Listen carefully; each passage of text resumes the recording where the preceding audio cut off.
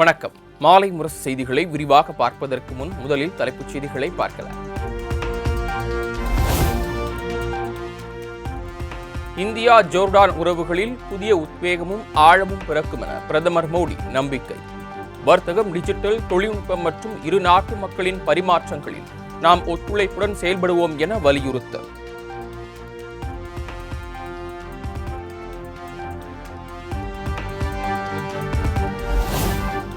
Jordan மன்னர் அப்துல்லா பின் அல் ஹுசைனுடன் பிரதமர் மோடி சந்திப்பு. இருதரப்பு உறவுகள், பரஸ்பர நலன் சார்ந்த பிராந்திய மற்றும் உலகளாவிய பிரச்சினைகள் குறித்து விவாதம்.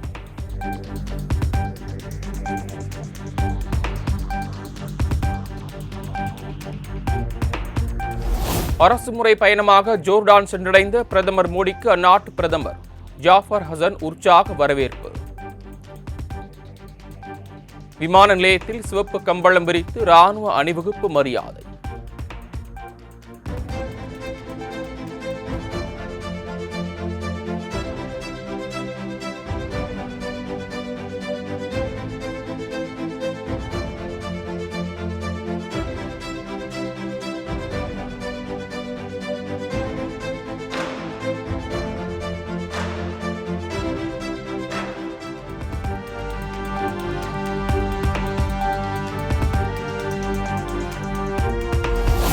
ஜோர்டான் தனியார் விடுதியில் பிரதமர் நரேந்திர மோடிக்கு இந்திய வம்சாவளியினர் உற்சாக வரவேற்பு. கைகுலுக்கியும் குழந்தைகளை கொஞ்சி மகிழ்ந்த பிரதமர்.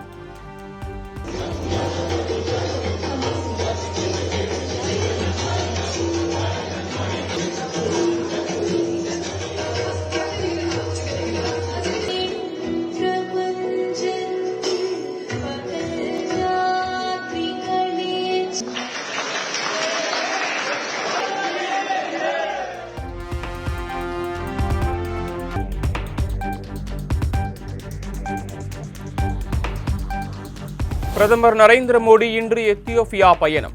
முக்கிய ஒப்பந்தங்கள் கையெழுத்தாக உள்ளதாக தகவல்.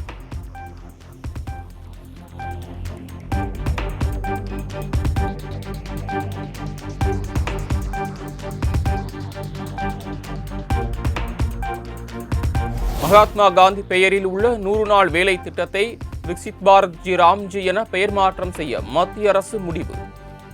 100 நாள் வேலை திட்டத்தில் மாநிலங்களுக்கான நிதி ஒதுக்கீட்டை குறைக்கவும் மத்திய அரசு திட்டமிட்டுள்ளதாக தகவல்.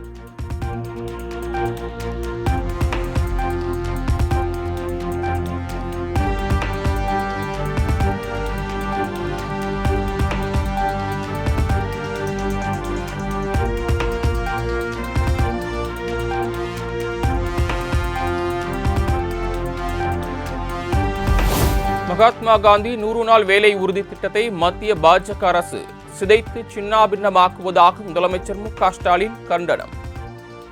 பல கோடி பேரை வறுமையின் பிடியிலிருந்து மீட்டு மாண்புடன் வாழ வழிவகுத்த ஒரு திட்டத்தை ஆணவத்துடன் அழிக்க பார்க்கிறது எனவும் காட்டம்.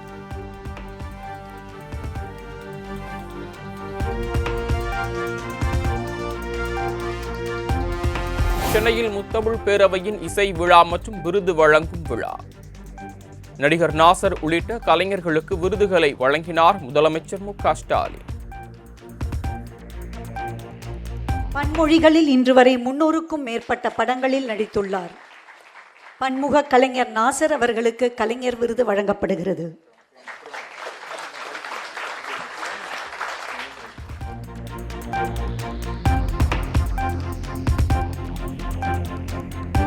கலைஞர்களை போற்றக்கூடிய அரசாக திமுக செயல்பட்டுக் கொண்டிருக்கிறது. முத்தமிழ் பேரவையின் இசை விழா மற்றும் விருது வழங்கும் விழாவில் முதலமைச்சர் மு.க.ஸ்டாலின் பெருமிதம்.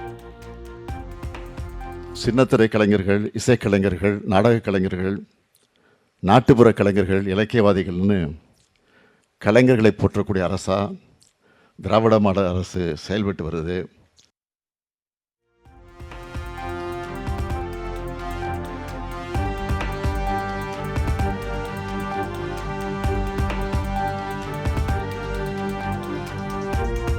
புனித ஹஜ் பயணம் மேற்கொள்ளும் இஸ்லாமிய மக்களுக்கு உதவிடும் வகையில் கட்டப்படும் தமிழ்நாடு ஹஜ் இல்லம். சென்னை விமான நிலையம் அருகே இன்று அடிக்கல் நாட்டுகிறார் முதலமைச்சர் மு.க.ஸ்டாலின்.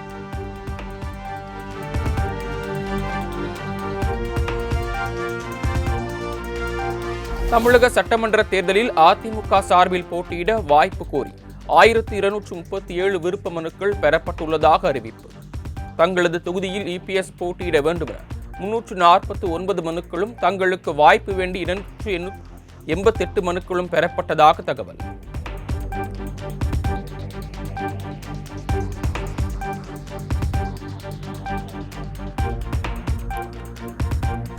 தமிழகத்தில் பாஜக போட்டியிடும் உத்தேச பட்டியலை அமித்ஷாவிடம் அளிக்கவில்லை என நயினார் நாகேந்திரன் விளக்கம்.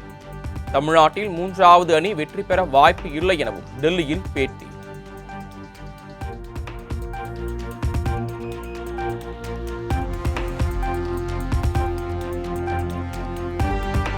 சட்டப்பேரவை தேர்தலுக்காக பாமக சார்பில் விருப்ப மனு பெறுவது பைத்தியக்கார செயல்.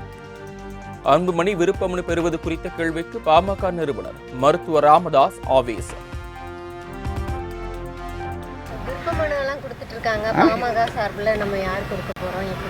ஏதோ பைத்தியக்காரங்க செய்கிறதெல்லாம் என்கிட்ட வந்து கேள்வி கேட்குறீங்களே, இது சரியா, தகுமா, முறையா உங்களை கேட்குறேன்.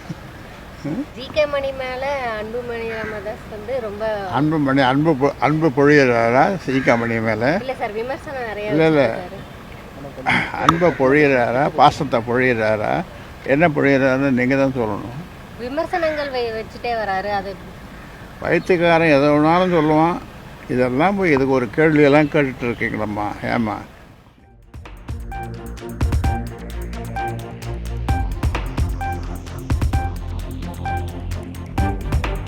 திருப்பரங்குன்றம் தீபம் தொடர்பான தமிழக அரசின் மேல்முறையீட்டு மனு இன்று மீண்டும் விசாரணை. இன்றுக்குள் அனைத்து தரப்பு வாதங்களையும் முடிக்க வேண்டும் எனவும் நீதிபதிகள் உத்தரவு.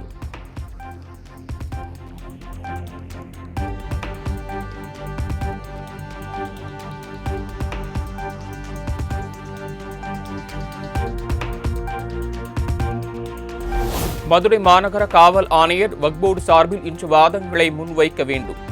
திருப்பரங்குன்றம் தீபம் விவகாரத்தில் நீதிபதி குறித்து கடுமையான விமர்சனங்களை முன்வைக்கப்படுவதாகவும் நீதிபதிகள் அதிருப்தி.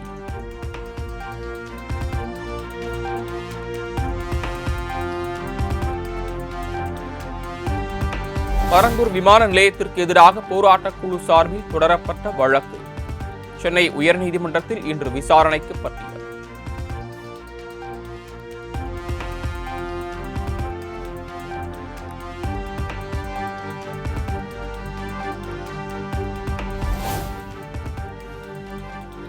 அதிமுக முன்னாள் அமைச்சர் வேலுமணிக்கு எதிரான டெண்டர் முறைகேடு வழக்கு ஜனவரி 6ஆம் தேதிக்குள் விளக்கம் அளிக்க தமிழக பொதுத்துறை செயலாளருக்கு சென்னை உயர்நீதிமன்றம் உத்தரவு.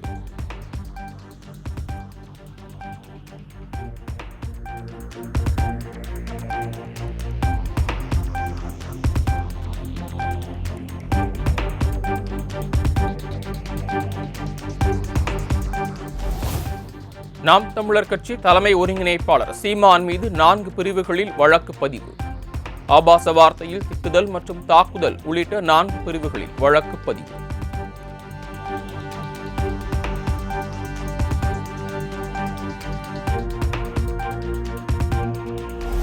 வரும் 24ஆம் தேதி முதல் ஜனவரி 4ஆம் தேதி வரை பள்ளி மாணவர்களுக்கு அரையாண்டு விடுமுறை. விடுமுறை முடிந்து ஜனவரி 5ஆம் தேதி வகுப்புகள் மீண்டும் தொடங்கப்படும் என பள்ளி கல்வித்துறை அறிவிப்பு.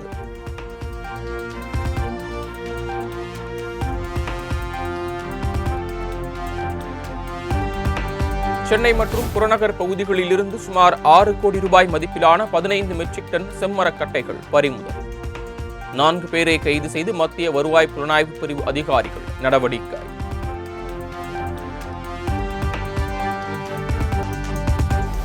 ஸ்ரீவைகுண்டம் அருகே வடமாநில பெண் கணவர் கண் எதிரே கூட்டு பாலியல் பலாத்காரம்.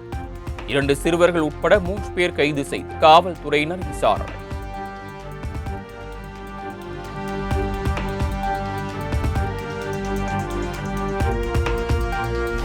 ராமநாதபுரம் மாவட்டம் முதுகுளத்தூரில் 8000 ரூபாய் லஞ்சம் வாங்கிய வேளாண்மை உதவி இயக்குநர் அதிரடி கைது. லஞ்ச பணத்தை பெற்றபோது கையும் களவுமாக கைது செய்த மாவட்ட லஞ்ச ஒழிப்பு போலீசார்.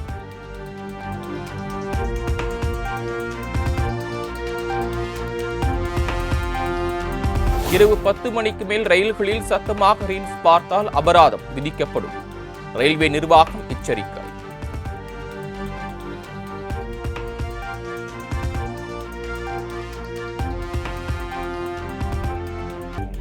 தமிழகம், புதுச்சேரி மற்றும் காரைக்காலில் இன்றும் நாளையும் மிதமான மழைக்கு வாய்ப்பு. சென்னையில் இன்று இடி மின்னலுடன் கூடிய லேசான மழை பெய்யும் எனவும் வானிலை மையம் தகவல்.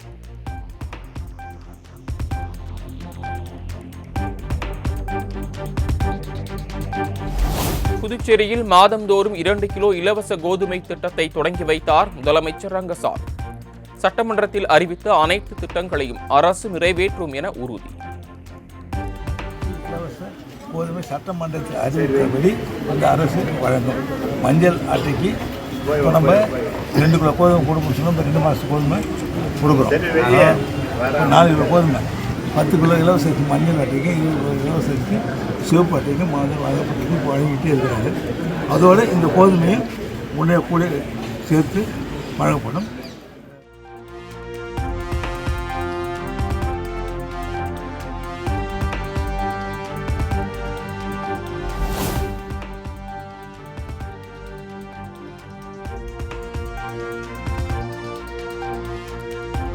காஷ்மீர் மாநிலம் பெஹல்காமில் பயங்கரவாதிகள் தாக்குதல் நடத்திய சம்பவம். 8 மாதங்களுக்கு பிறகு குற்றப்பத்திரிகை தாக்கல் செய்தது NIA.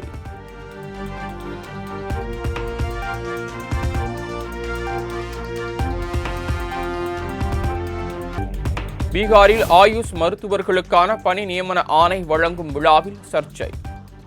இஸ்லாமிய பெண்ணின் ஹிஜாப் முகத்திரையை முதலமைச்சர் நிதிஷ்குமார் அகற்றியதால் சலசலப்பு.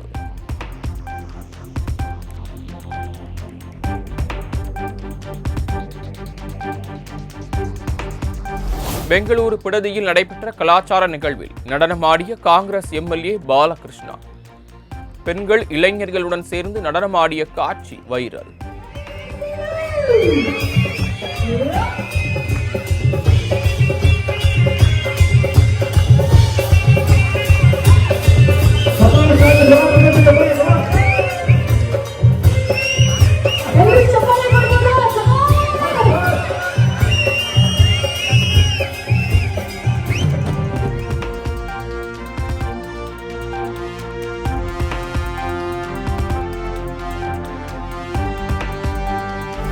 டெல்லி மீரட் நெடுஞ்சாலையில் அடர்ந்த பனிமூட்டம். முகப்பு விளக்குகளை எரிய விட்டபடி சென்ற வாகனங்கள்.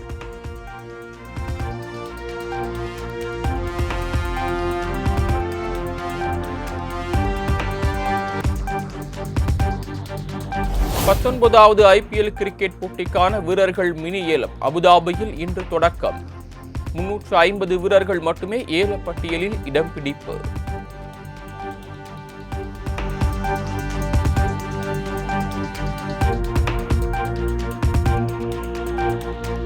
ஜூனியர் ஆசிய கோப்பை கிரிக்கெட் போட்டியில் ஆப்கானிஸ்தானை வீழ்த்தி இலங்கை வெற்றி. மற்றொரு ஆட்டத்தில் நேபாளத்தை 7 விக்கெட் வித்தியாசத்தில் வீழ்த்தி வங்கதேசம் அசத்தல்.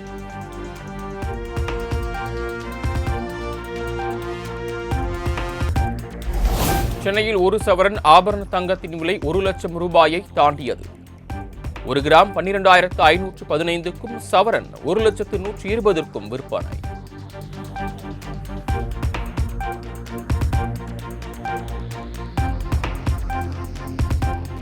தங்கம், வெள்ளி விலை குறைய வாய்ப்பு இல்லை என தங்க நகை வியாபார சங்க தலைவர் ஜெயந்திலால் சலானி திட்டவட்டம். தங்கத்தில் முதலீடு செய்வது அதிகரித்து வருவதே விலை உயர்வுக்கு காரணம் என விளக்கம்.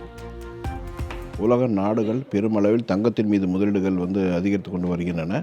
சர்வதேச முதலீட்டாளர்களுடைய முதலீடுகள் மற்றும் உலக நாடுகளுடைய மத்திய வங்கிகள் மற்றும் உலக நாடுகளுடைய கருவூலங்கள் பெருமளவில் தங்கத்தை பெரிய அளவில் இருப்பாக வைக்க தொடங்கியுள்ளது. தங்கம் விலை உயர்வதற்கு ஒரு காரணமாக இருக்கிறது. பெருமளவில் தங்கத்தின் மீது முதலீடுகள் அவங்க அதிகரித்திருக்காங்க. அதனால் சர்வதேச சந்தையில் அதனுடைய விலை உயர்ந்து கொண்டு இருக்கிறது.